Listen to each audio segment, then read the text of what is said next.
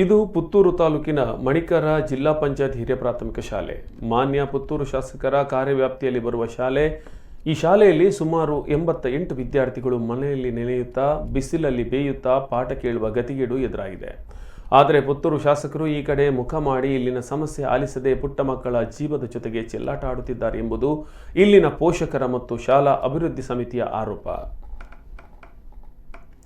ಮಣಿಕರ ಶಾಲೆಯ 3 ತರಗತಿ ಕೊಠಡಿಗಳು ತೀವ್ರ ಶಿಥಿಲಾವಸ್ಥೆಯಲ್ಲಿರುವುದರಿಂದ 2017-18ನೇ ಶೈಕ್ಷಣಿಕ ವರ್ಷದಿಂದ ಶಿಕ್ಷಣ ಇಲಾಖಾಧಿಕಾರಿಗಳ ಸೂಚನೆಯಂತೆ ಈ ಕೊಠಡಿಗಳಿಗೆ ಈಗಾಗಲೇ ಬೀಗ ಜಡಿದು 4 ವರ್ಷಗಳಾಗಿವೆ. ಉಳಿದಂತೆ ಕಟ್ಟಡದಲ್ಲಿರುವ 3 ಕೊಠಡಿಗಳು ಈ ಶೈಕ್ಷಣಿಕ ವರ್ಷದಿಂದ ಶಿಥಿಲಾವಸ್ಥೆಗೆ ತಲುಪಿರುವುದನ್ನು ಮನಗಂಡ ಇಲಾಖೆಯು ವಿದ್ಯಾರ್ಥಿಗಳನ್ನು ಸುರಕ್ಷಿತ ಸ್ಥಳಕ್ಕೆ ಸ್ಥಳಾಂತರಿಸಲು ಸೂಚನೆ ನೀಡಿದೆ. ಇದೀಗ ಈ ಶಾಲೆಯ ಪುಟ್ಟ ಮಕ್ಕಳ ಪಾಠ ಪ್ರವಚನದಿಂದ ಹಿಡಿದು ಕ್ಷೀರಭಾಗ್ಯ, ಬಿಸಿಯೂಟ ಸೇರಿದಂತೆ ಇನ್ನಿತರ ಹಲವಾರು ಶೈಕ್ಷಣಿಕ ಚಟುವಟಿಕೆಗಳನ್ನು ತರಗತಿ ಕೋಣೆಗಳಿಲ್ಲದೆ ಸಂಕಷ್ಟದಲ್ಲಿ ನಡೆಸಲಾಗುತ್ತಿದೆ. ಈ ಸರ್ಕಾರಿ ಶಾಲೆಯಲ್ಲಿ ಮಕ್ಕಳ ಕೊರತೆ ಇಲ್ಲ. ಬದಲಾಗಿ ಇಲ್ಲಿ ಸುಮಾರು 88 ವಿದ್ಯಾರ್ಥಿಗಳು ವಿದ್ಯಾಭ್ಯಾಸ ಮಾಡುತ್ತಿದ್ದಾರೆ. ಹೊಸ ನೋಂದಾವಣೆ ಮಾಡಲು ಮಕ್ಕಳ ಪೋಷಕರು ಆಗಮಿಸುತ್ತಿದ್ದಾರೆ. ಆದರೆ ಶಾಲಾ ಕೊಠಡಿ ಇಲ್ಲದೆ ವಾಪಸ್ಸಾಗುತ್ತಿದ್ದಾರೆ. ಈ ಶಾಲಾ ಕಟ್ಟಡಕ್ಕೆ ಅನುದಾನ ಕೋರಿ ಹಲವಾರು ಬಾರಿ ಪುತ್ತೂರು ಶಾಸಕರು ಹಾಗೂ ಸಂಬಂಧಪಟ್ಟ ಎಲ್ಲ ಅಧಿಕಾರಿಗಳು ಮತ್ತು ಜನಪ್ರತಿನಿಧಿಗಳಿಗೂ ಕಳೆದ 3 ವರ್ಷಗಳಿಂದ ಪೋಷಕರು, ಶಾಲಾ ಅಭಿವೃದ್ಧಿ ಸಮಿತಿ ಅರ್ಜಿ ಸಲ್ಲಿಸುತ್ತಲೇ ಬಂದಿದ್ದಾರೆ.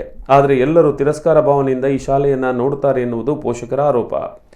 ಒಟ್ಟಿನಲ್ಲಿ ಮುಂದಿನ ದಿನಗಳಲ್ಲಿ ಈ ಸರ್ಕಾರಿ ಶಾಲೆಯಲ್ಲಿ ಗುಣಾತ್ಮಕ ಶಿಕ್ಷಣವನ್ನು ಕಾಯ್ದುಕೊಳ್ಳುವ ಮೂಲಕ ಇಲ್ಲಿನ ಪುಟ್ಟ ಮಕ್ಕಳ ಸುರಕ್ಷತೆಯ ನಿಟ್ಟಿನಲ್ಲಿ ತರಗತಿ ಕೋಣೆಗಳಿಗೆ ಅನುದಾನ ಒದಗಿಸಿಕೊಟ್ಟು ಶಾಲೆಯ ಮೂಲಭೂತ ಕೊರತೆಯನ್ನು ನೀಗಿಸಿಕೊಡುವ ನಿಟ್ಟಿನಲ್ಲಿ ಸಂಬಂಧಪಟ್ಟ ಶಿಕ್ಷಣ ಸಚಿವರು, ಸ್ಥಳೀಯ ಶಾಸಕರು, ಅಧಿಕಾರಿಗಳು ಕ್ರಮ ಕೈಗೊಳ್ಳಬೇಕಾಗಿದೆ ಮತ್ತು ಈ ಅತ್ಯುತ್ತಮ ಸರ್ಕಾರಿ ಶಾಲೆಯನ್ನು ಉಳಿಸುವ ನಿಟ್ಟಿನಲ್ಲಿ ಪ್ರಯತ್ನ ಮಾಡಬೇಕಾಗಿದೆ.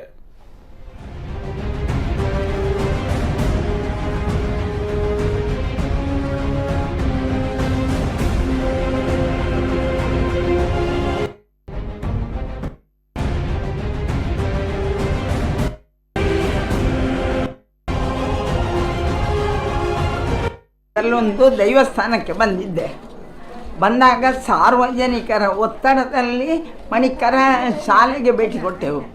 ನನ್ನೊಟ್ಟಿಗೆ ನಮ್ಮ ವಸಂತಣ್ಣ, ಬಾಲಕೃಷ್ಣ ಇದ್ದಾರೆ. 2 ರೂಮನ್ನು ಸ್ಥಳೀಯ ದಾನಿಗಳಾದ ಸಂತೋಷ್ ರೈ ಮತ್ತು ಸ್ವಲ್ಪ ತಪ್ಪು ಮಾಡಿದರು. ಪಬ್ಲಿಕ್ಕು ಎಲ್ಲ ಹೋಗಿ ಮಿನಿಸ್ಟ್ರಿ ಎದುರು ನಿಲ್ತಿದ್ರೆ ಮಿನಿಸ್ಟ್ರಿಗೆ ವಿಷಯ ಗೊತ್ತಾಗ್ತಿತ್ತು. ಅವರ ಗಮನಕ್ಕೆ ತಾರದೆ